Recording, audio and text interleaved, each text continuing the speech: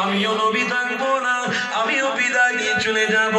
এই যুবক তরুণীরা, আল্লাহ নবী, নূর নবী, দয়ার নবী ওই সময় সাহাবাদের ঘরে পূজাতে লাগলেন।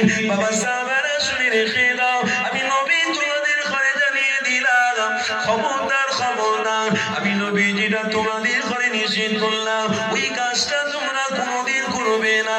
আল্লাহ নবী সাহাবাদের বললেন, এ বাবা সাহাবারা, আমি নবী তোমাদেরকে বলছি বাবা, খারাপ নম্বর, এক নম্বর খারাপ কাজ হলো হারাম কোনোদিন খাবে না।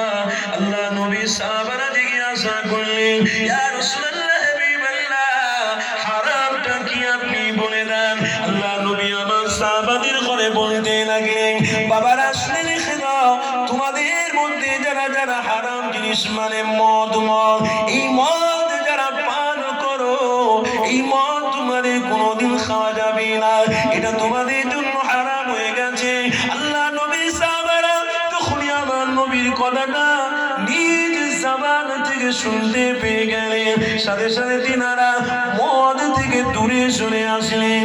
এই যুবক তরুণীরা ওই মদ থেকে তারা দূরে সরে এসে আমার নবীর কাছে তওবা করে নিয়েছিল, আর কোনোদিন মদ খাবো না, আর কোনোদিন হারাম জিনিসে মুখ দেবো না।